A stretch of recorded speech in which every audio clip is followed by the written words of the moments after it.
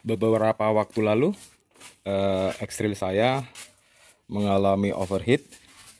Ada kebocoran di radiator ini, di sini, dan radiatornya sudah kami lakukan penggantian. Ada di video tersendiri cara penggantiannya tanpa melakukan seal atau dilem. Setelah beberapa kali dipakai, kondisi penampungan air radiator baik, lalu air radiator juga kembali baik. Hari ini setelah 1 minggu 2 minggu saya akan melakukan pengetesan kondisi ini. Saya nggak tahu, tapi saya belajar dari teman-teman dan dari beberapa bengkel cara memeriksa apakah ada kebocoran di dalam mesinnya. Kebocoran dalam arti air radiator masuk ke mesin bercampur ke oli atau ke busi. Sekarang saya mau memastikan apakah ada kebocoran itu dengan mengamatin kondisi dingin sekalian memanasin mobil, bahwa di sekali waktu saya starter, posisi air ini bagaimana, apakah meloncat tinggi kira-kira segini atau 1-2 jengkal, ataukah hanya normal saja berupa tekanan angin. Nah, itu untuk memeriksa kompresi air di dalam mesin.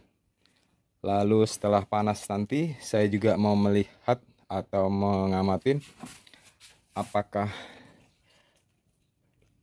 fungsi kipas ini, fungsi fan ini bekerja normal, hidup sendiri atau tidak. Dan setelahnya saya memastikan apakah termostatnya ada gangguan atau tidak. Jadi termostat nanti sederhana saja saya melihatnya, selain ada sirkulasi air di sini bentuk didihan setelah mesin panas, saya ingin memastikan antara selang radiator atas dan bawah. Kalau sirkulasinya bagus setelah suhu mesin panas, maka ini yang atas adalah panas, yang di bawah pada awalnya dingin. Setelah sirkulasi air, kipasnya hidup dan radiator mendidih, ini menjadi panas. Kalau ternyata setelahnya ini panas, berarti termostatnya berjalan sebagaimana mestinya. Tapi kalau yang atas panas, yang bawah akhirnya juga tetap dingin, berarti termostatnya ada gangguan. Nah, yuk kita melihat di kendaraan saya ini.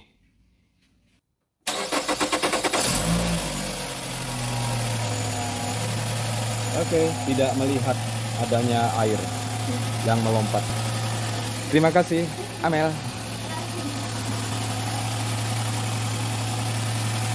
Ini tadi sudah saya starter, tidak terlihat lompatan air yang mengejutkan. Berarti setelah tidak ada lompatan air, mesin posisi dingin, kan? Kita starter, tidak ada gelembung-gelembung juga setelahnya waktu musim dingin, berarti di dalam sini tidak ada kebocoran kompresi. Itu yang saya dapat pengetahuan kemarin setelah saya mengalami overheat. Saya ganti kepala radiator yang ini dan saya periksakan ke bengkel teman bagaimana cara mengecek ada kebocoran kompresi atau tidak pada awalnya, sehingga bisa mempengaruhi ke oli dan kerusakan yang lebih fatal. Ternyata caranya dengan menstarter begini, tidak ada lonjakan air dan tidak ada gelembung, berarti kompresinya bagus. Dan kita ikutin ini sampai panas. Lalu posisi sekarang untuk melihat apakah penyebab radiator kemarin karena ada kerusakan misalnya di termostat.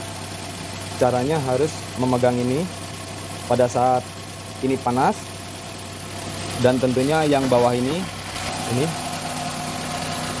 saya pegang masih dingin karena baru awal dihidupkan. Nanti kalau udah suhu normal atau kipas berbunyi, ini harus panas.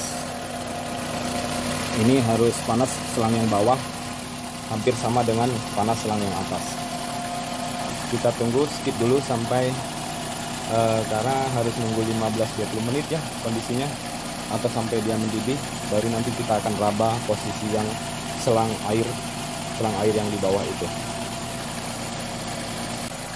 Sementara saya melihat suhu sudah normal, berarti sensornya sudah tidak ada pengaruh sepertinya.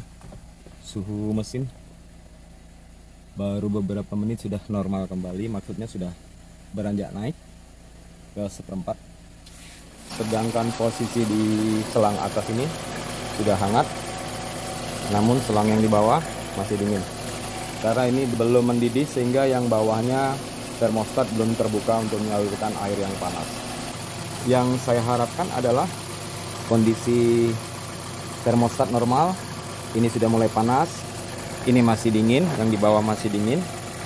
Kalau fannya sudah berputar, kipasnya ini akan mendidih, sehingga saya mendapatkan kesimpulan penyebab overheat adalah kebocoran daripada tutup atas tangki radiator akibat usia radiator ini sendiri yang sudah 10 tahun dari mobil ini awal tahun 2013 awal, terus 10 tahun. Itu yang saya harapkan nanti kondisinya. Kita tunggu sebentar lagi. Rupanya untuk mempercepat kita melihat proses dari semuanya, ada baiknya kita bantu dengan injak gas atau hidupkan AC. Sudah hidup, sehingga diharapkan cepat terjadi proses mendidihnya air. Setelah dihidupkan AC, kipas berputar. Setelah airnya mendidih, saya akan matikan AC untuk melihat apakah kipasnya fannya berputar dan berhenti secara otomatis. Nah, sebentar lagi kipasnya akan hidup atau tidak, yang memastikan bahwa termostatnya telah bekerja dengan baik atau ada gangguan. Oke, coba saya memastikan kembali.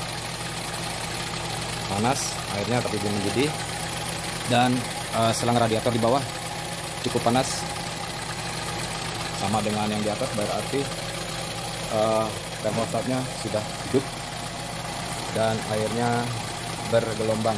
Berarti ada sirkulasi air dari mesin masuk ke radiator dan radiator keluar ke mesin. Sebagaimana penjelasan dari pihak bengkel kemarin, jika kipasnya sudah hidup, maka air radiator akan berkurang, yang berarti berkurangnya yang di radiator ini terpompa ke mesin.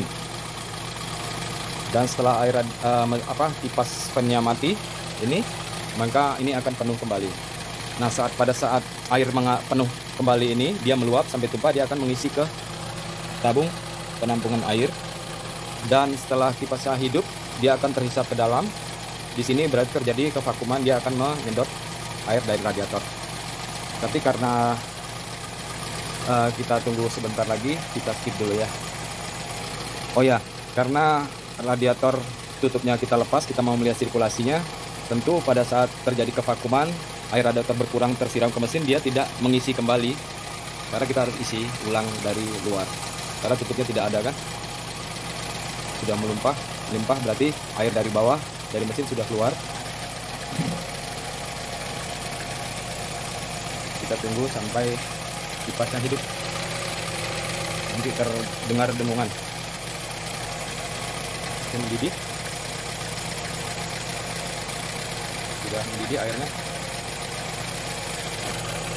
Gelembung-gelembung ini mendidihan air, bukan karena udara, bukan ada kompresi. Air mendidih. Kecuali pada saat dia baru dihidupin, mesin dingin, ada gelembung, berarti ada tekanan kompresi yang bocor. Tentulah karena proses mendidih dan air meluap, nanti radiatornya harus kita isi ulang lagi. Tidak bisa berharap dari penampungan ini, karena tutup radiatornya kita buka. Nah, sudah hidup kipasnya. Oke, kita lihat proses airnya nanti berkurang apa tidak setelah kipasnya mati. Berkurang. Ya, cukup mengembirakan, sangat mengembirakan, mesin saya sudah normal kembali. Airnya cukup tenang, dia mengalir. Nah, ini terjadi kompresi atau terjadi kevakuman. Kalau ada tutupnya, tentu proses ini dia akan mengisi dari tabung sana disedot. Tidak boleh biarkan kosong. Oke. Kipasnya sudah mati kan?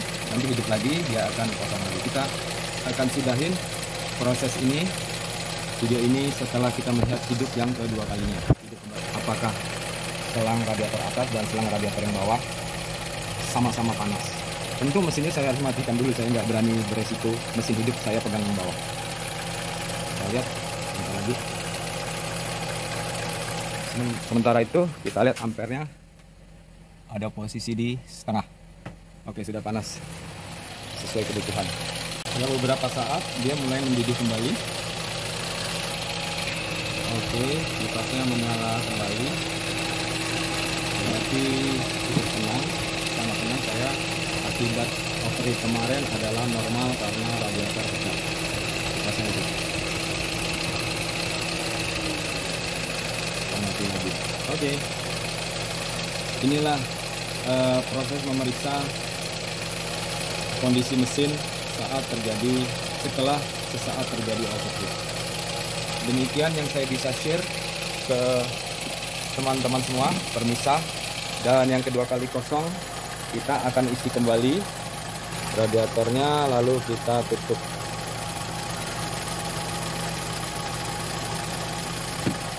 Kita tutup radiator ini. Dengan demikian proses ini selesai. Kita tutup hati-hati. Pastikan menutupnya harus rata. Semua rata sehingga tidak ada celah untuk terjadi kebocoran di sini. Inilah proses memeriksa kondisi mesin setelah terjadi overheat.